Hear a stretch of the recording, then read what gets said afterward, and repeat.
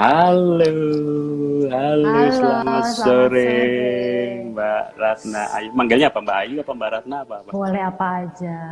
Sebentar, betulin dulu Ya, kameranya. dipasin dulu, Mbak. Ya, Sip. kayaknya Selamat udah sore, Mas Dede. keren, udah cantik, udah ini ya, segar ya, Segar, harus segar dong, harus tetap semangat. fresh ya. Apa Gimana? kabar Mas Dede hari ini? Alhamdulillah baik, Mbak Ratna gimana? Sehat-sehat ya. Masih semangat menjalani PPSB, PSBB. PSBB. Ya, kalau PSBB Diganti, itu ini, PSBB ini. diganti. Oh iya, itu pelajaran sama saya zaman itu ya, SMA dulu. Ketahuan di angkatannya. Ups. Oh, iya, iya. Kalau sekarang zamannya apa ya? Ya nih teman-teman, sekarang udah kita terhubung dengan Mbak Ratna Ayu Budiarti lengkapnya ya.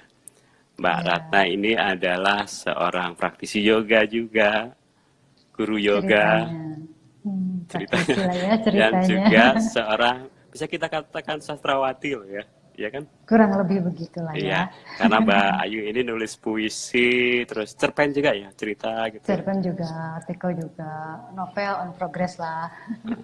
Jadi domisili di mana, Mbak? Di Cianjur ya? Saya tinggal di Garut, lahir di Cianjur. Oh, lahir di Cianjur, tinggal di Garut sekarang. Iya. Di Garut gimana nih dalam suasana PSBB pandemi? ceritanya masih berjalan ya, masih disuruh stay at home, disuruh di rumah saja. Tapi yang bandel ya masih ada aja lah yang bandel. Masih Sore-sore begini bulan puasa ngabuburit ya? ngabuburit masih jalan. Ya Oh iya, gimana lagi? kalau Pasrah aja Mbak, akhirnya. Mbak Ratna sendiri gimana? Aktivitasnya gimana? Saya di rumah aja, kebetulan ngajar juga off juga karena beberapa teman yang biasa ada sih yang privat masih ada lah satu dua dan itu pun yang betul-betul memang merasa membutuhkan untuk latihan ya itu yang paling saya Mhm. ajak pelatihan bersama itu Ngajar, sisanya ya. Ngajar sisanya langsung off dulu. apa online? Ngajar langsung dan yang privat hanya satu dua orang aja. Itu kebetulan memang butuh Udah banget ini ya, orangnya. udah. Oh iya, iya, iya. Kalau Eh, tidak di apa ya, saya tidak ditangani, tidak ditangani, iya, iya. ya kasihan gitu. Kasihan ya, iya, iya, Ada sesuatu yang memang harus dibetulkan lah. iya. Gitu. Terus ngajar online nggak? Ajar online nggak? Saya Belum ya, belum ya. belum masih gimana ya, masih ini aja, belum aja. Jadi sekarang saya belajar lagi gitu kan ada kelasnya master, tuh, halo master selamat sore, ada kelasnya master saya ikut. Wah, ada kelas apa di PPNI yang saya sempat ikuti ya saya ikuti. Kalau Iya nggak sempat benar. pada saat itu kan masih ada tuh waktunya 1 jam kemudian masih bisa kan, ya, saya Iya, ikuti setelah itu. Gitu. iya betul. Jadi selama Ramadan ini memang PPJNI mengadakan apa? Ramadan Banyak Sehat bersama banget, PPJNI yang iya. ada Jadwalnya sehari 3 kali tuh jam 3 6. kali kayak minum obat Iya, kan? cuma 3 kali benar-benar biar sehat. Jam 6, jam 9, jam Pagi 4 kan jam pagi. 9, jam 4. Jam 4 biasanya gini ngobrol-ngobrol santai aja Iya, atau kadang-kadang juga santai ada aja. ada praktisnya aja sih. Betul. Eh, boleh cerita nggak, Mbak? Kan Mbak Ratna ini selain guru yoga juga, mungkin yang menarik di sini justru yang beda dengan teman-teman lain ya. Seorang penulis puisi atau cerpen juga. Awalnya gimana tuh, Mbak? Mulainya dari mana dulu? Apa dulu nih yang mulai mulai yoganya apa mulai Pasti nulisnya? nulis dulu ya. Iya sih yang jelas nulis dulu Eh, karena saya sudah mulai menulis sejak SD sih, mulai nulis puisi gitu, mm. kemudian nulis yang lain-lain. Masih terus ya dengan lika-liku pekerjaan dan bla bla bla kesibukan tetap menulisnya tetap jalan meskipun ya kadang lagi produktif banyak menulisnya, kalau lagi ogah-ogahan gitu ya, kalau moodnya lagi turun ya kurang produktif gitu aja. Kalau yoga sendiri kenal yoganya secara dari bacaan sebetulnya saya sudah mulai dari SMP. Saya baca waktu itu ada buku punya papa dan punya kakak saya juga. Saya lupa nama pengarangnya. Cuman buku itu sampai saat ini masih ada. Saya tertarik dengan yoga sejak SMP itu. Bukunya kebetulan soal pranayama.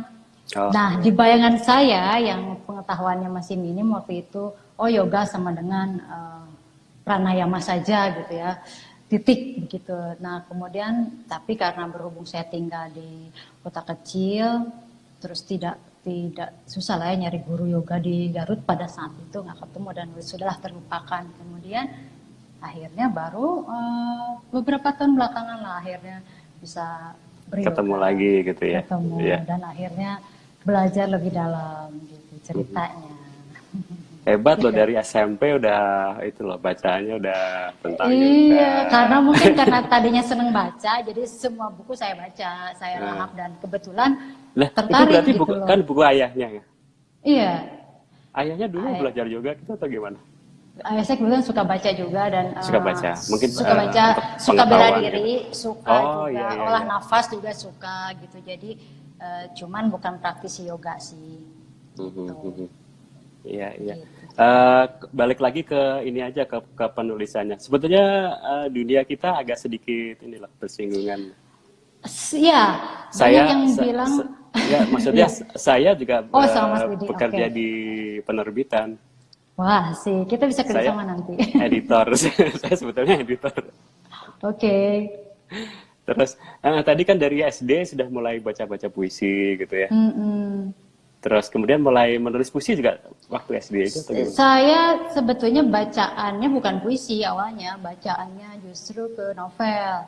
Ya, untuk dibacanya. Untuk dibacanya dulunya novel, puisi, puisi kayaknya baru-baru SD menjelang SMP dan itu saya bacanya Khalil Gibran langsung dan saya pada saat itu nggak tahu Khalil Gibran siapa. Pada kata-kata kakak saya bilang gaya banget nih anak kecil bacanya Khalil Gibran. Saya nggak tahu. Khalil Gibran mah tinggalnya di Cikapundung gitu. Saya baca aja, pokoknya segala ada buku di depan saya dilahap aja lah gitu ceritanya, Oh, iya, memang iya, haus iya. bacaan lah gitu. Nulis ya mulai SD itu kelas 6 mulai iseng menulis puisi, kemudian ya seterusnya lah sampai SMP, SMA, kemudian beralih ke cerpen juga. Hanya saja barangkali tidak intens seperti orang-orang yang memang serius sekali sejak awal gitu. Jadi saya melakukan nulis itu sebagai hobi, sebagai, nah ini ada kaitannya nanti sama yoganya, Ya, sebagai sarana untuk melarikan diri ya, tanda kutip melarikan diri, atau sebagai pelampiasan dari hal-hal yang tadinya saya merasa ada keterkekangan. Kebetulan kan papa saya agak keras, disiplin, jadi bisa dibilang pemberontakan saya gitu ya. Kalau mau memprotes kan Oh, itu ya. tidak bisa. Jadi saya tuangkan dalam bentuk tulisan, Tulisan. segala macam itu. Jadi kan toh setelah jadi tulisan, ya itunya tulisan jadi panjang umurnya atau dibuang ke tempat sampah kan itu lain lagi ceritanya gitu. SD itu pasti ikut lomba-lomba baca puisi gitu ya. Enggak, saya Enggak enggak ikut? sempat Enggak. ikut. Enggak ikut. Saya baru ikut lomba baca puisi itu justru SMA. Jadi Oh, iya. SD itu saya hanya Baca baca dan lebih banyak menulis baca saja. ya. Lebih banyak baca, tulis puisi dan itu iseng juga, iseng kirim ke koran dan kemudian dimuat, dan sebagai anak yang apa ya, haus haus akan apa? Bacaan, pengetahuan. Bukan, itu sih jelas. Haus akan pamor. Pamor. Oh, iya. Pengen tampil, intinya Tampil, pengen tampil. iya, iya, Jadi iya. ketika di umat itu saya merasa ada senang, wah ada nama saya loh di koran, gitu kan bisa Iya, dilihatin ke teman-teman, iya, pamer betul. kan, ya namanya Iya. anak kecil lah. Itu semua orang juga pasti begitu, Mbak. Iya, gitu kan anak, apalagi usia-usia anak-anak Senang seumur banget itu ya. kan biasanya gitu kan pamer ke teman-teman. Ada nama saya nih di koran, seneng banget. Tapi itu ya ketagihannya bukan karena ingin apa ya kebutuhan untuk menulisnya, tapi ketagihan untuk dipuji lah, katakanlah seperti itu. Oh, nama saya ada di sana, dipuji. Tapi kemudian seiring perjalanan waktu, pada akhirnya tidak lagi arahannya seperti itu, tapi menjadi kebutuhan saya untuk menulis. Jadi kalau tidak menulis, saya absen misalnya 1 bulan aja. Kan saya menargetkan diri saya sendiri minimal ada menulis sesuatu dalam bulan itu gitu. Apapun lah itu ya bentuk tulisannya. Ketika tidak menulis, rasanya ada sesuatu yang kurang. Jadi udah seperti kebutuhan. Sama seperti beryoga ini ada sambungannya. Iya. Beliau pun ketika sudah terbiasa kan, jadinya ketika sehari atau seminggu nih, yang biasanya seminggu full atau seminggu 5 hari, tiba-tiba lagi males-malesan, lagi kaum rebahan di masa pandemi ini, kita ikut kaum rebahan di masa pandemi ini, terus kemudian malas-malasan beryoga, saya sempet nih males nggak yoga jadi seminggu hanya misalnya 2 kali, seminggu 2 kali, itu terasa tidak enak sekali, baik ke fisik maupun ke psikis saya gitu. Menulis berarti waktu SMA ya, pertama kali tulisan masih ingat gak yang dimuat di Tulisan pertama kali dimuat kelas 6 SD. Oh, nama SD udah mulai. Wih. Iya, saya nulis tuh awal Cerpen. menulis dan mempublikasikannya Puisi pada apa kelas 6 cerpen? SD dan puisi. Puisi. Dan dimuat, kebetulan dimuat gitu. Saya masih Di ingat apa, di judulnya. majalah apa di apa? Mingguan Pelajar. Dulu ada Mingguan Pelajar, semacam tabloid lah begitu, tabloid Untuk di wilayah Garut gitu ya. Jawa Barat. Saya rasa Jawa Barat deh waktu itu. Jawa Barat ya. Jawa Barat, Wah, ya. hebat. Gitu. Ya SD udah nulis puisi, dimuat di tabloid. Wah, itu udah. Iya. Terus kemudian mulai sering Kemudian isi-isi. sering terus kirim lagi pada saat SMP. Yang lucu, kirim pada saat SMP kelas 3 nih ke koran Pikiran Rakyat waktu itu. Dimuatnya setelah saya kelas 1 SMA. Jadi setahun kemudian baru dimuat. Saya Tapi sendiri aja hebat udah loh. lupa. Hebat dimuat di PR kan, Pikiran Iya, Rakyat. saya dengan polosnya aja kirim gitu kan. Waktu itu kan masih zaman pakai mesin ketik ya, ngetiknya. Oh iya, aduh. benar-benar. Udah gitu ngetiknya 11 jari. Ketahuan Gitu. lagi. Angkatannya. Ups. Iya, ketahuannya angkatannya. Ya ngetik 11 jari dikirim gitu ya. Pakai pos pula, honornya pakai wesel pula. Nah, ketahuan Oh lagi iya, angkatannya. benar-benar. Wesel itu apa, Kak? Aduh, gimana jelasinnya sama anak sekarang? Gitu. Iya, Jadi iya. di mat kelas 1 SMA dan kebetulan kan mencantumkan nama sekolah. Pihak sekolah merasa saya mengharumkan nama sekolah SMP gitu ya. Iya, iya. Jadi ketika dimuat, saya dipanggil minta izin ke sekolah SMA untuk datang ke sekolah SMP itu untuk di upacara bendera bicara-bicara bagaimana tentang puisinya itu bisa dimuat bla bla bla gitu sambil sharing supaya ke adik-adik kelas supaya bersemangat menulis gitu sih. Itu nunggunya setahun ya dari SMA. Nunggu setahun. Balik lagi. Ya, ke SMP, balik lagi. ke SMP. Saya sempat lupa dan ini puisi yang mana ya yang dimuatnya gitu. Terus saya kirim apa aja gitu. Kemudian saya sempat udahlah nggak diterusin dah nulisnya gitu. Tapi setelah itu jadi akhirnya keterusan, iya ternyata dimuat, nulis lagi gitu. Ini teman-teman boleh itu loh, ikut ngobrol, ikut nanya. Ini ada Master Slamet. Iya Master, Halo Master. Ini Kata ada Master, tadi bilang ada apa nanya. kepuasan ada, apa dari membaca puisi itu katanya. Kepuasannya apa ya? Tidak bisa dijelaskan dengan kata-kata sih. Seperti yoga bisa ini handstand gitu ya. Seperti yoga bisa handstand gitu. Membaca puisi itu seperti apa ya Bang? Kalau ibarat minum, kita butuh minum. Untuk saya, kita butuh minum. Dan kalau kita tidak minum, pasti haus kan. Berbeda kalau kita lapar masih bisa kita tahan. Tapi kalau kita haus itu sangat susah sekali menahannya. Untuk saya sih begitu. Gitu. Terus saya boleh bicara sedikit nggak tentang jadi si puisi ini boleh.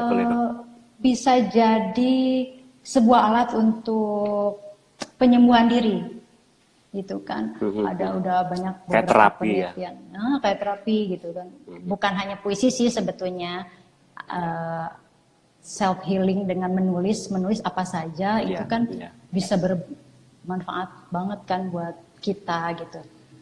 Nah. Tapi yang saya tahu beberapa waktu yang lalu bahkan almarhum Pak Habibie kan juga ketika kehilangan Ibu Ainun dia sempat depresi, beliau itu kan sempat merasa kehilangan yang luar biasa sekali. Nah sang psikolognya ini kan menyarankan untuk supaya Pak Habibie rutin menulis puisi, mengeluarkan apa yang beliau rasakan, apa kesedihannya, semuanya dituangkan supaya kesedihannya tidak memakan dirinya sendiri gitu loh. Iya, iya betul. Ya kan? Jadi sama seperti yoga juga. Yoga kalau orang yang tidak tahu banyak tentang yoga, selama ini beberapa teman saya yang awam atau yang tidak mau tahu atau tidak tahu, belum tahu tentang yoga, selalu bilangnya, apa sih yoga? Cuman duduk diam, tarik nafas, buang nafas gitu kan, dia meditasi, ada mantra segala macam. Kalau beberapa orang open mind mungkin bisa saya jelaskan, bisa saya akhirnya mereka bisa tertarik dan akhirnya ikut yoga. Tapi kalau yang susah ya sudahlah, cukup disiplin aja gitu ya. Betul. Begitu. Jadi kenapa pemilihan tema yoga dan puisi yang sepertinya sangat bertolak belakang ya katanya. Ada teman-teman saya, kenapa sih ininya temanya yoga dan gitu. Puisi, apa hubungannya yoga sama puisi? Justru ada hubungannya menurut saya. Benang merahnya menurut saya adalah keduanya bisa membantu kita menyembuhkan diri, menjaga kewarasan lah gitu ya. Apalagi di masa pandemi seperti ini, kita tentu diserang kepanikan yang luar biasa, hal-hal yang serba tidak pasti ini kan bikin kita stres ya kan. Beberapa orang bahkan jadi memiliki banyak gangguan fisik, misalnya insomnia, kemudian kena GERD gitu ya, atau mah kumat apa segala macam. Itu kan jadi hal-hal yang tadinya sifatnya psikis kena ke fisik akhirnya. Nah, kalau untuk orang-orang yang terbiasa berolahraga atau terbiasa beryoga mungkin bisa mensiasati hal itu dengan melakukan rutinitas olahraganya yang dia bisa, seperti ya kalau yoga melakukan beberapa asana dan pranayamanya kan untuk menenangkan diri gitu. Kemudian menulis puisi juga bisa jadi sebagai alat untuk mengeluarkan sesuatu yang ada di dalam pikiran kita, dalam hati kita gitu. Kecemasan-kecemasan itu bisa kita tuliskan kan, supaya setelahnya akan beda kok rasanya ketika kecemasannya kita pendam saja atau tidak mau dibicarakan dengan keluarga misalnya atau dengan siapapun. Itu kan pelan-pelan akan menggerogoti, pikiran itu akan menggerogoti kita, kemudian larinya kan ke fisik. Ya kenapa tidak dituangkan dalam bentuk tulisan yang lebih mudah menurut saya sih puisi, atau bentuknya diary lah gitu ya, buku harian itu boleh juga gitu. Atau ya melakukan latihan yoga dengan rutin, begitu Mas. Mungkin ada yang bilang gini, kalau Mbak Ratna kan udah ada bakat nulis gitu ya. Menuangkan hal-hal yang itu mungkin gampang, tapi buat sebagian orang mungkin susah ya. Ada ini nggak Mbak? Ada oh iya, kalau tips, soal bakat sih ya mungkin bisa, nggak harus, makanya saya bilang nggak harus puisi juga. Jadi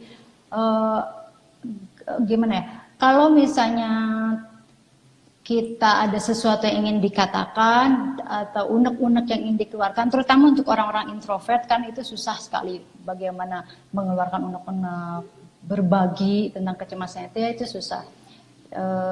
Saya sarankan sih menulis semacam buku harian. Buku hariannya tulis apa saja lah, nggak perlu puisi, nggak perlu apapun, bentuknya narasi. Misalnya hari ini saya menjalani PSBB di rumah hari kesekian. Ya misalnya saya merasa kesepian, saya rindu teman-teman, saya bla bla bla, tuliskan aja gitu sampai berapa hari berturut-turut, dan itu paling tidak bisa membuat perasaan lebih lega minimal dengan menuliskan hal seperti itu gitu. Jadi nggak perlu yang harus kata-kata pilihan diksinya yang gimana gitu ya, kayak yang udah malah kadang-kadang ini ya jadi aneh ya. Iya, jadi mikir kan nanti, jadi mikir tambah mumet lagi gitu ya. Apa saja lah yang sedang dipikirkan sama itu tuliskan gitu. Betul. Kalaupun ingin memaki kepada siapapun atau kepada keadaan atau bersedih, tuliskan aja apa yang ada gitu. Nggak perlu berpikir aduh Iya. diksinya apa ya yang pantas ya, kira-kira apa ya majasnya, udah deh gitu. Iya, Nantinya iya. Ya kadang-kadang bagus orang kan juga. begitu Mbak, mau nulis tuh, mau mengungkapkan perasaan atau itu kan kadang-kadang agak sulit ya, pemilihan Iya. kata segala macam gitu. Tapi kalau menurut ya Mbak Ratna, ya ditulis aja gitu Mbak ya, Tulis aja, apa yang meskipun nantinya tidak sesuai kaidah, misalnya tidak iya. sesuai Toh ini rumusan bukan kalimat yang untuk baik dan lomba ya, benar gitu. Ini ya bukan untuk lomba, ini kan fungsinya untuk terapi kan, self terapi, healing gitu. betul. Ini untuk self healing supaya kita tidak diserang istilahnya cabin itu ya, cabin fever katanya kan gitu. Cabin Jadi fever, ya, ya ya, benar-benar. kalian ya kan hari gini kan orang-orang di rumah, diam di rumah, tidak bersosialisasi yang biasanya, apalagi yang biasanya ketemu orang banyak, datang ke kantor, ketemu teman-temannya gitu. Tiba-tiba Iya, harus diam di rumah. Meskipun iya, bekerja dari rumah itu, wah tingkat stresnya saya yakin itu luar iya. biasa. Jadi Gitu. Master Slamet juga nanya lagi nih, bagaimana untuk bisa mulai menulis dan bisa menerbitkan buku yang kita inginkan. Oh, Master. Ayo, Master. Nanti japri ya, kita nulis buku. Gini, Mbak Ratna pernah ini nggak tulisannya ditolak gitu pernah nggak? Oh, pernah. Lagi zaman belum internet nih, waktu saya ngetiknya masih pakai mesin tik manual itu, ditolak itu surat penolakannya berupa surat penolakan langsung. Dikasih, dikirim sama redaktur gitu bahwa maaf tulisan Anda tidak bisa dimuat itu dengan alasan apalah gitu. Oh, sedih sih tapi ya Kal- Ya, kalau justru terima surat kayak gitu gimana? Hah? Sampai sekarang nggak saya sobek. Masih ada kok Iya, sampai iya, iya, sekarang iya, iya. surat penolakannya. Disimpan aja. Jadi sama saya malah debat jadi penyemangat aja bahwa ini tulisan saya pernah dimuat dan saya harus memperbaikinya gitu. Oh ada apa kurangnya apa, saya bikin tulisan yang harus lebih baik lagi dari sebelum yang saya kirim. Tuh kan, Gitu. jadi nggak boleh menyerah ya. Oh jangan menyerah. Kalau Tidak memang boleh ada kata menyerah. ini kalau memang pengen menulis dan bisa diterbitkan dan jadi ya bisa jadi sebetulnya bisa jadi tambahan ini juga Mbak ya, penghasilan ya. Iya, bisa jadi Iya. tambahan penghasilan. Jadi Banyak kan orang yang hanya hidup dari menulis saja menulis. dan diseriusin gitu kan. Mm. Atau jadi Jadi editor seperti Mas Didik misalnya kan. ya Menghasilkan ya. saya juga inilah apa salut terhadap penulis-penulis itu apalagi yang bisa produktif gitu ya. Bisa menghasilkan karya yang rutin, satu bulan ada buku atau bahkan ada yang lebih produktif ya sebulan bisa nerbit. Itu hebat banget. Saya sementara yang ngedit gitu baca kadang-kadang aja ini ya. Soalnya kalau jadi editor mikirnya gitu, saya soalnya pernah ngalamin juga mengedit, menyunting beberapa naskah teman. Setelah kita mengedit, fokus kita memang ke naskah yang punya orang itu. Jadi Benar. boro-boro mikir naskah saya aja nih sampai sekarang masih ada. Saya ada rencana mau menerbitkan buku lagi. Hmm. Tapi beberapa waktu lalu saya harus menyunting naskah orang gitu. Ada beberapa naskah. Nah, boro-boro jadi berpikir untuk Menulis. menyunting tulisan saya sendiri karena fokus Iya, saya harus iya. itu dulu gitu. Iya. Kalau nyunting Dipahami memang sih kalau editor. menyunting memang harus dikasihkan ke orang lain, Mbak. Jangan Iya penulis betul. disunting sendiri itu kan tetap harus tahap iya, pertamanya kan iya, awal. self editing dulu baru ke Betul, orang betul. lain ada mata kedua lah ya gitu. Nah ya gitu kalau editor kan Mas Didi kerasa sendiri ya gimana Iya. menyunting naskah orang malah jadi Itu boro-boro menggarap punya ini sendiri. jadi agak sedikit curhat juga ya kita ini ya. Kalau Iya. kalau memulainya dari editor dulu itu untuk menulis kadang-kadang jadi gini, Mbak. Jadi karena kita biasa ngoreksi tulisan orang lain kan, kalau menulis sendiri harus ada kayak itu harus bagus gitu ya. Ya idealis Harus jadinya kan harus benar, editor. harus kayaknya harus jadi mungkin malah jadi itu sebetulnya nggak boleh sih. Jadinya malah jadi terhambat untuk memulainya tuh. Dan gak Aku harus jadi-jadi akhirnya udah mulai-mulai. dikoreksi lagi gitu kan. Iya, jadi pengen sempurna gitu ya Mas ya. Tapi Iya. setahu saya teman-teman yang editor itu ketika menerbitkan buku bagus ya karena mungkin karena kebiasaan mengedit naskah orang dia sudah Iya, baik dari awalnya ya. sudah Jadi dibekali dari awal pengetahuan sudah apa betul. sampai ya ejaan yang bener ini segala macam gitu. Iya. Iya kan? Balik lagi tadi ke Master Slamet. Jadi Iya. kapan Master mau bikin bukunya? Iya, sebetulnya Master Tamu tidak nyiapin itu loh, dan Nah ada kan, naskahnya loh. iya Master. Jadi siapapun bisa kok bikin buku. Pembuat buku Iya. itu mudah kalau gitu ya, mudah Mhm. kalau kan biasa kan selalu ada syarat dan ketentuan. Mudah kok sebetulnya asal mau menulis, mau berkompromi dengan editor, terutama kan gitu. Belajar dengan baik lah gitu ya. Jadi supaya editornya nggak perlu capek-capek juga betul-betulin tulisan kan. Nggak apa-apa, nggak apa-apa, itu justru biar editor ada kerjaan. Oh, jadi dihitung, dihitung per huruf ya Kalau bayarannya. kalau tulisannya udah bagus, ntar editor pada nggak itu dong, Iya pada ya, nggak jadi kerja. bayarnya lebih murah. Terus Gitu. kan ini pengalaman Mbak Ratna udah banyak banget, dan penghargaan juga sudah banyak ya. Termasuk jadi pembicara di Ubud, itu keren banget loh, di Ubud Writers and Readers ya, festival. Ubud Festival Ya, itu kan topnya ya, ya. kepenulisan ya. Kebetulan. Ubud itu memang jadi pusatnya penulis, juga yoga juga loh ya. Iya. Iya kan? Jadi kan memang sinkron sebetulnya kan antara Betul. tulisan dengan yoga. Jadi ya kalau dibilang ada benang merahnya pasti ada antara tulisan dengan yoga. Balik lagi tadi bahas menulis itu bisa jadi self healing, begitupun dengan yoga gitu kan. Iya, iya Ada betul. dengan beryoga cakra-cakra yang sebelumnya tertutup lah ya gitu, katakan atau nablok gara-gara aktivitas kita atau lingkungan dan pergaulan, kan jadi terbuka tuh beberapa cakra, dan itu akan menghasilkan perasaan positif, biasanya juga akan jadi lebih kreatif Iya, gitu betul, betul. ya kan, biasanya segitu. Terus sekarang ini, kalau menulis kan butuh ini ya, apa, ide. Nah, ide-ide itu biasanya datang dari mana, Mbak? Dari mana saja bisa dicari kok.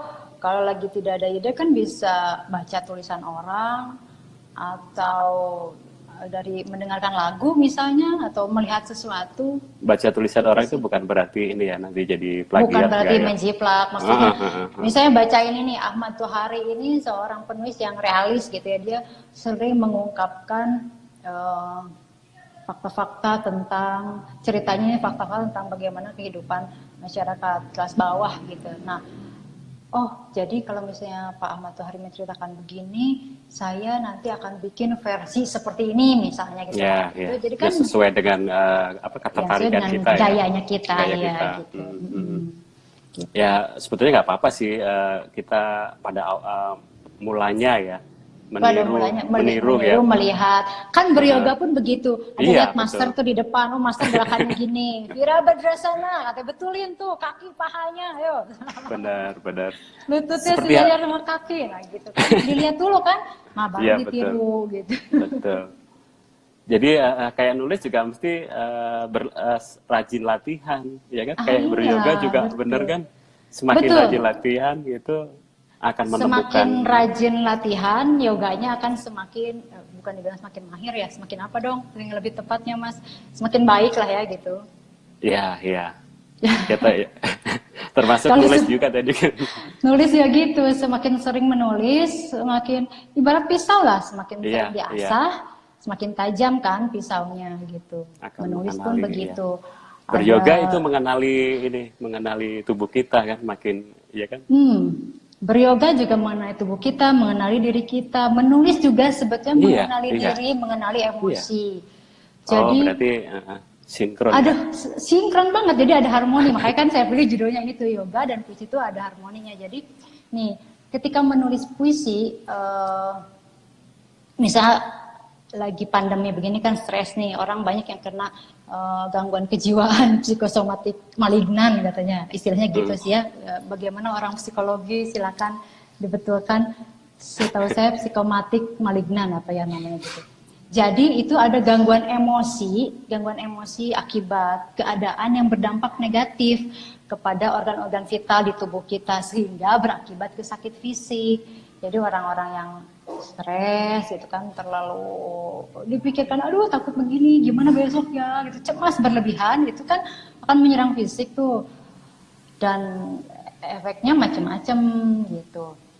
Beberapa orang mungkin ada yang sudah terbiasa yoga misalnya, udah deh begitu tahu karena sudah biasa yoga, sudah mengenali dirinya, mengenali tubuhnya, oh ini ada yang salah nih sama diri saya gimana caranya, ya udah saya beryoga, saya ngerasa nggak plong atau misalnya sakit hati gitu ya, disakiti sama seseorang misalnya, atau apalah gitu, tersinggung, ya udah saya banyakin asana yang sifatnya chest opener misalnya kan, biar lega, biar oksigen lebih masuk lebih banyak gitu. Atau ya gerakan-gerakan lain yang memang dalam yoga itu kan setiap gerakan ada manfaat dan tujuannya masing-masing. Setiap asana itu tidak hanya sekadar gerakan yang betul hanya bergerak dari mulai dari atas ke bawah begitu kan, tapi setiap gerakan sedetail apapun punya manfaat dan tujuannya, terutama untuk ke diri kita sendiri. Kenapa sih kita harus begitu gitu? Kita harus, ya itu adalah bagian dari penghambaan kepada Tuhan, dalam arti kita ini kan dikaruniai tubuh dan kita harus memelihara tubuh kita supaya sehat. Pikiran kita harus dipelihara supaya lebih sehat pikirannya, lebih waras gitu. Dengan cara apa? Ya dengan cara macam-macam sesuai orangnya. Kalau misalnya tidak terbiasa olahraga, ya paksakanlah gitu. Saya seringkali ke teman-teman yang agak malas untuk berolahraga itu selalu cerewet untuk olahraga. Terserahlah, saya bukan berarti ingin menyuruh Anda beryoga, tapi olahraga apapun yang Anda sukai silakan olahraga, karena bagaimanapun itu olahraga akan membuat kita lebih sehat, dan juga hormon-hormon yang dihasilkan ketika berolahraga itu kan membuat kita menjadi lebih gembira, lebih bahagia, lebih merasa tenang, ya kan gitu. Iya, betul. Nah, ketika menulis pun seperti itu. Jadi ada hal yang memang kita harus keluarkan, emosi-emosi yang tertahan dalam diri kita itu dikeluarkan, dan puisi itu merupakan emosi yang terukir dalam bentuk tulisan gitu. Jadi sekalipun misalnya puisinya tentang orang lain atau tentang sesuatu yang kita lihat, misalnya kita melihat gelandangan di jalanan atau penderitaan orang lain, itu kan empati kita, rasa kesedihan kita kan itu emosi yang emang ada dalam diri kita dan kita tuangkan dalam bentuk tulisan gitu. Jadi baik yoga atau puisi, dua-duanya harus dilatih. Gitu. Iya, betul. Pernah ini gak memasukkan yoga dalam puisinya gitu? Oh pernah. Pernah ada? Pernah. Nih sebentar. Ada. Nah, ada ini mungkin bisa waktu... dibacakan karena ini ada ini nih permintaan. Oh, tuh apalagi nih kata Master, dong. Menulis bikin awet muda ndak? Terus bisa melepas. Oh iya Master, menulis bisa awet muda, bisa melepaskan stres juga. Sama dengan yoga kan? Yoga juga bisa bikin awet muda dan bisa melepaskan stres. Jadi sekali lagi Mari belajar menulis dan beryoga gitu. Nah gitu, jadi menulis dan beryoga lah gitu. Seperti Mas Didi. Nah, beberapa waktu lalu saya di kalangan teman-teman penulis saya dibercandain nih. Jadi karena beberapa waktu lalu saya sering dikit-dikit posting, biasalah Mas Didik ya, maklum awal-awal belajar asana itu kan sok-sok pose gitu ya, posting udah bisa handstand. Begitu bisa bakasana aja langsung foto. Iya, bakasana, bangganya luar biasa bisa bakasana. Handstand aja yang latihan berbulan-bulan, begitu naik kaget, yes, posting foto kan orang nggak tahu. Di fotonya cuma berapa detik ini doang ya. Nah iya, di foto diem gitu. Padahal setelah di foto jepret langsung gubrak lagi kan. Yang penting, aduh malu Master. Yang penting eksis gitu di media sosial. Jadi diledekin nih sama teman-teman penulis, yoga lah segala macem gitu kan. Jadi sampai ada julukan, saya dijuluki penyair yoga akhirnya gitu, gara-gara ya sering posting tentang yoga dan sering posting tulisan. Jadi sudah bisa dikatakan nyaris melekat lah gitu bahwa Ratna Ayu Budiarti sama dengan penyair yoga gitu. Tapi ya mudah-mudahan itu jadi hal yang positif lah ya. Jadi Iya, betul. bisa memotivasi orang lain juga untuk sama-sama hidup sehat, begitu ceritanya. Iya. Nah, Silakan dibacakan puisinya. ini mau pamer dulu. Ini dimuat di majalah Majas. Ini teman saya yang itu. Tahu kan? Mas Kurnia Mas Effendi. Kev. Mas Kev, Mas Kev, Mas Kurnia. Aduh kan kita beririsan loh Mas Didi. Mas Kev Ini tuh temanku ya. nanti kita ngobrol ya. November 2019, Januari 2020 ini terbitannya. Edisi ke nomor 5 volume 2. Wih, hebat. Di Majas ini, nih saya liatin. Kelihatan nggak? Kelihatan tapi terbalik. Iya, iya gitu ya. Apa Terbalik. judulnya? Judulnya latihan yoga. Iya. Ada puisi yang dimuat. Saya buat puisi, mau masukkan yoga ke puisinya. Judulnya latihan yoga. Jadi ada 3 puisi, latihan yoga 1, latihan yoga 2, latihan yoga 3. Gitu. Jadi untuk semakin mengukuhkan tanda kutip ya, mengukuhkan posisi saya sebagai penyair yoga, saya harus bisa menulis puisi tentang yoga gitu. Nah, Tapi bukan puisi, penyair Savasana ya. nanti saya buat ya puisi berjudul gitu, penyair Savasana. Jadi puisi ini saya buat karena terinspirasi ketika saya melakukan latihan yoga dan juga sebagai pengenalan untuk para penyair atau orang-orang yang membaca puisi ini bahwa yoga itu tidak sebatas ABCD yang mereka tahu selama ini, begitu ceritanya. Tahu gitu tadi saya undang Mas Kev ke sini loh. Iya ya. Biar langsung. Aduh, Biar Master nih, makasih. Ya siap Master baca puisi ya. Iya. Sekarang kita pranayama dulu sedikit. Oh, pranayama dulu. Pranayama dulu biar ini. Iya. Oke. Perlu musik nggak? Nggak usah. Oh, mau kasih musik boleh.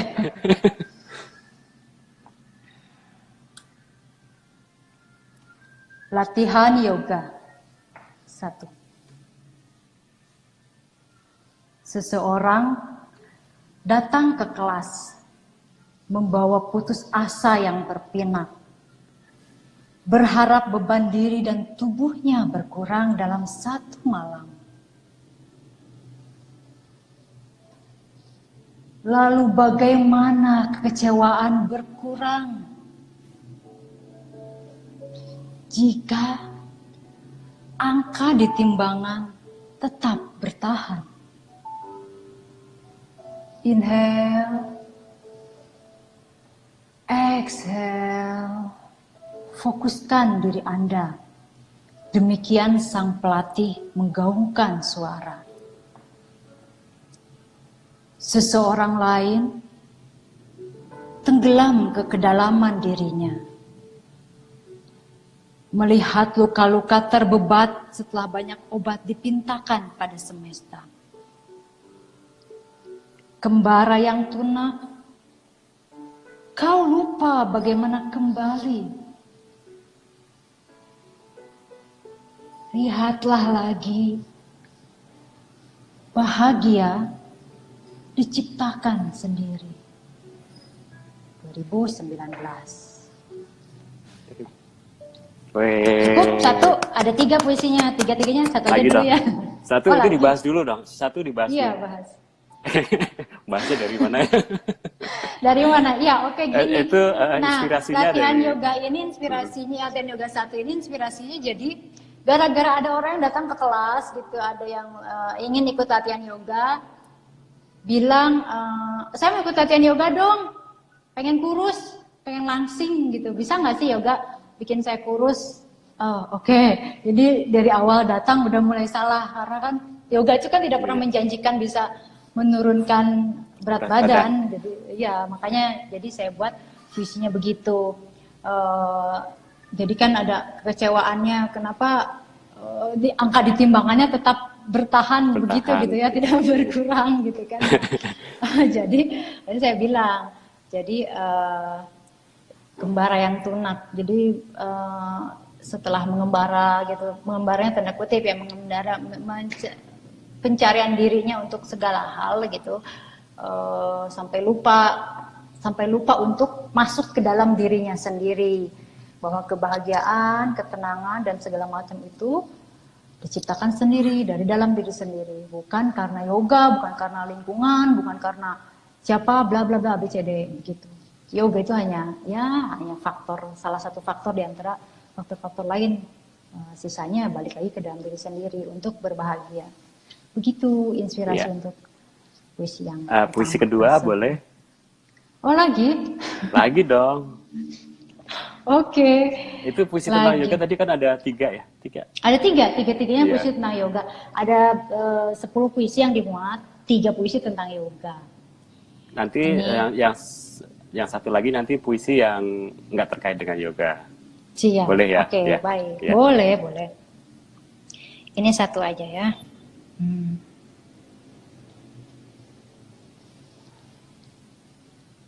Latihan yoga kedua. Yang mengalir dalam setiap tarikan nafas adalah energi. Menuntunmu menggali kesadaran paling tinggi.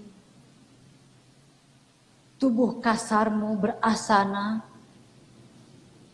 sedang jiwa bertualang mencari seimbang. Carilah dristi dan fokus diri. Seperti hidupmu yang didatangi ragam cobaan, kekuatan ditempa oleh waktu dan ketahanan. Seberapa kuat jiwamu merelakan? 2019. Singkat. Terima kasih. Keren loh. Jadi, keren loh bisa menuangkan dari yoga gitu terus ke tulisan, ke puisi lagi gitu.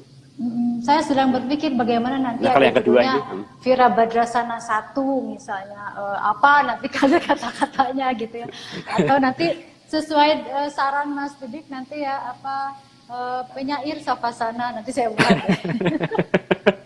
Ide ya. Kalau penulis Terima kasih ya idenya. Kalau penulis diajak ngobrol, diajak apa aja pasti terus Ada di sininya aja. udah Nangkep langsung.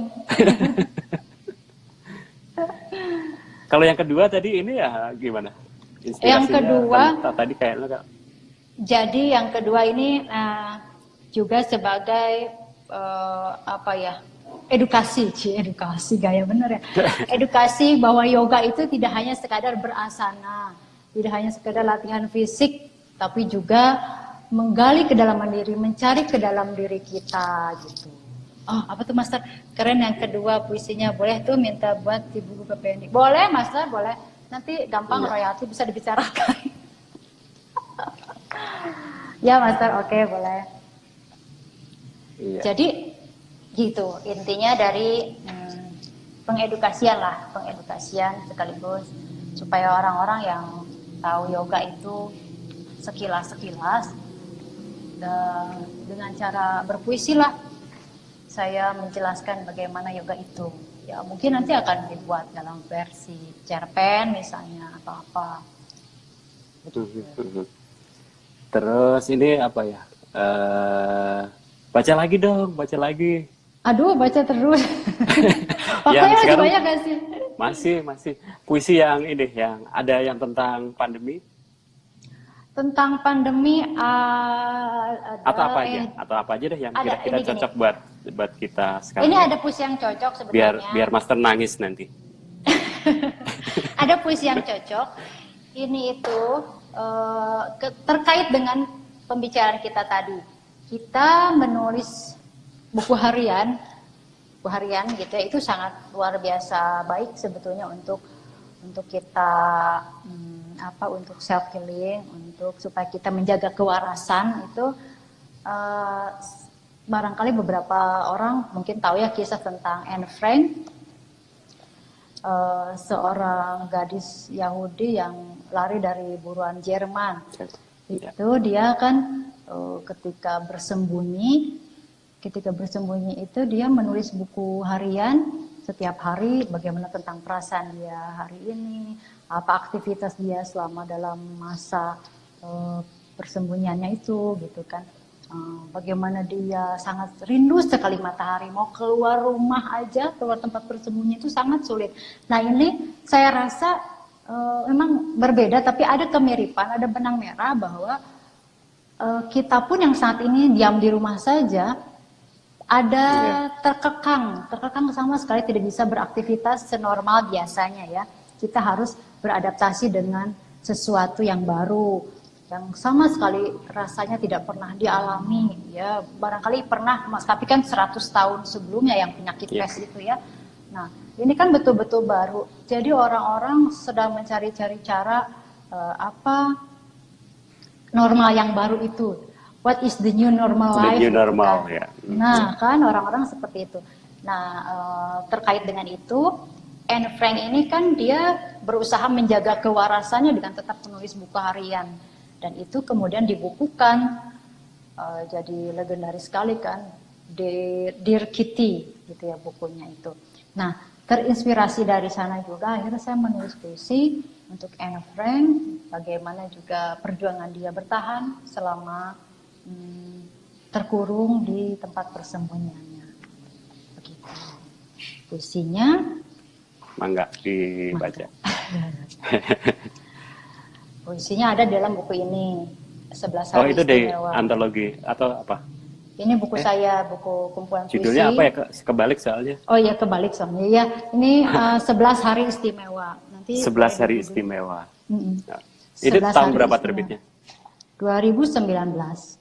Oh baru tahun lalu ya? Baru 2019 bulan Maret. Ya April 2019. Ya. Oke. Semoga ini menginspirasi untuk tetap bertahan di rumah. Kepada Anne. Angin Februari meraung di luar. Rumah-rumah perahu melawan dingin. Tak ada tingkap terbuka lebar. Suhu pun masih malu menghangat. Cuaca tak cukup ekstrim kali ini. Kanal masih mengalirkan kesibukan. Kapal hop on hop off. Pengantar wisatawan mendulang kisah. Mengabadikan waktu dalam kamera dan ingatan. Katakan padaku, Anne, apakah dulu angin Februari yang sama menusuk tulangmu juga di pavilion rahasia di Pisengah itu? Perang tak pernah menghadiahkan senyum. Digiringnya hidup layak pada hari-hari suram, persediaan makanan yang dibeli diam-diam, dan mantel kekecilan mesti terus dikenakan. Bukankah kau tak pernah minta dilahirkan jadi Yahudi, Anne? Impianmu bukan sebagai pelarian buruan Jerman. Tapi Anne, kata-katamu tabah menggurat buku harian. Bayang-bayang harapan hidup lebih baik setelah perang berganti rupa. Jadi tubuh yang kaku, lingkaran mata menghitam, kulit pucat rindu matahari. Kau bahkan harus cemburu pada angin yang menempel di mantel Eli atau Kophuis. Meski kedatangannya mengabarkan perkembangan terbaru dunia di luar sana. Hari-harimu adalah menggosok kacang busuk, mengirit mentega, membunuh kesepian. Dengan mencintai pelajaran steno dan mitologi Yunani. Setelah jadwal makan selesai, menuju meja tempatmu tidur adalah siksa tambahan. Tak boleh berceloteh, harus mengatur langkah, berbagi ruang pribadi sekadar membasuh diri. Berapa banyak malam kau didera ketakutan setiap suara bom dan senapan berdetam. Angin Februari masih meraung di luar, Anne. Orang-orang mengantre untuk melongok jejakmu di masa lalu. Perang memang usai, tapi ketabahan serupa cuaca. kadangkala harus tetap ada, sekalipun manusia tak menghendaki beberapa peristiwa.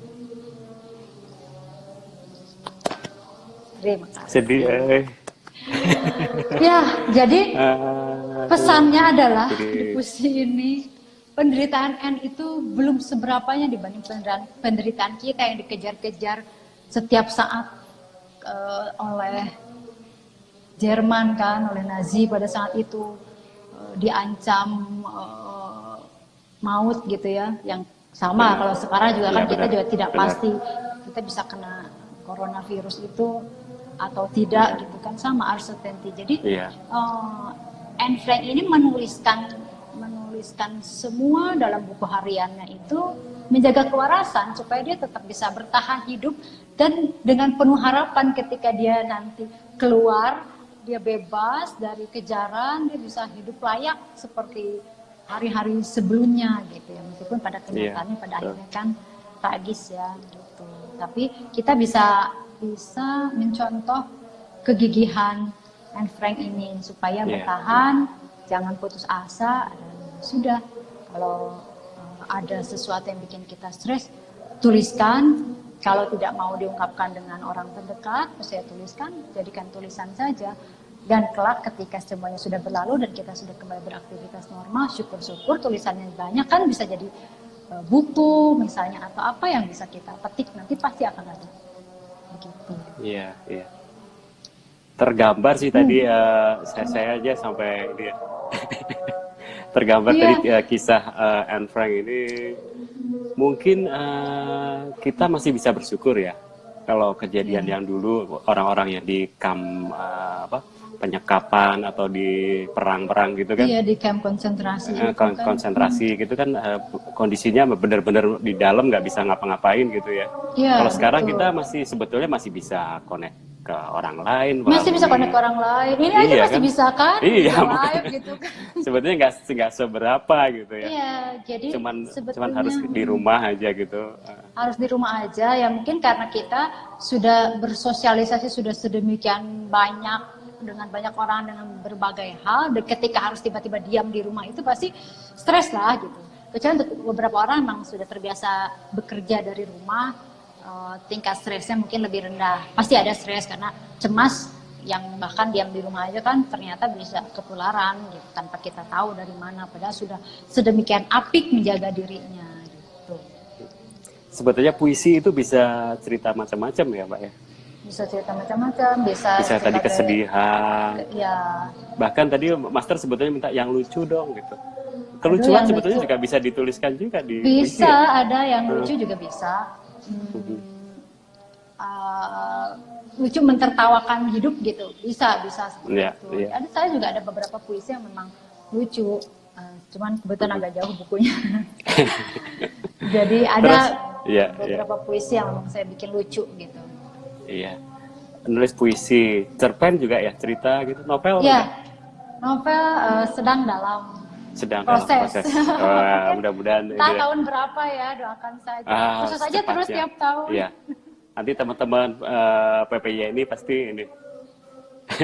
Nanti ya harus siap-siap menunggu. Kalau cerpen insya Allah dalam waktu dekat, insya Allah tahun ini. Buku cerpen yang kedua insya Allah terbit. Ada perbedaan nggak, Mbak, menulis cerpen, menulis fiksi gitu dengan puisi? Perbedaannya mungkin dari napas ya, napas harus lebih panjang kalau nulis cerpen. Napas tanda kutip, kan napas pranayama. Kan kalau apalagi novel puisi, ya novel itu makanya kan sangat jarang yang bisa selesai cepat, kecuali sudah luar biasa kali orangnya. Pasti itu perlu napas panjang banget lah untuk menyelesaikan tulisan yang panjang. Jadi puisi pun sebetulnya ada extra effort lah ya, usaha ekstra untuk memilih diksi yang memang supaya pas, supaya padat, puisinya tidak panjang, tapi meskipun padat tapi singkat, bisa pesannya sampai. Begitu. Kalau cerpen emang atau novel kan memang harus panjang, harus detail, menggambarkan suasana atau mendeskripsikan apa latar belakangnya gitu kan. Jadi ya perbedaannya itu aja, pemilihan kalimat yang memang harus lebih panjang dan ketika puisi harus lebih padat. Gitu. Iya. Ini kayaknya waktunya sudah didetikin sama Instagram, padahal obrolan kita seru banget ya, Iya, mengaitkan masih yoga panjang. dengan Yoga dengan puisi itu ketemu ya, ada harmoninya. Iya, oke, terima kasih Mbak Ratna. Terima kasih Obrolannya Mas sore, Diki, teman-teman semua juga, Mas Selamat dan teman-teman yang teman-teman sudah PKYI yang join ya. yang sudah join, dan nanti mungkin setelah ini ada yang menyusul join, biasanya kan gitu ya, berbentrokan waktunya, ada yang live pada waktu bersamaan baru melihat. Oke, sekali lagi terima kasih. Sama-sama, Sampai Didi. ketemu lagi. Sampai Selamat ketemu sore Kang lagi. Rusdi. Selamat sore teman semua, Mbak Yulai dan Semuanya yang tidak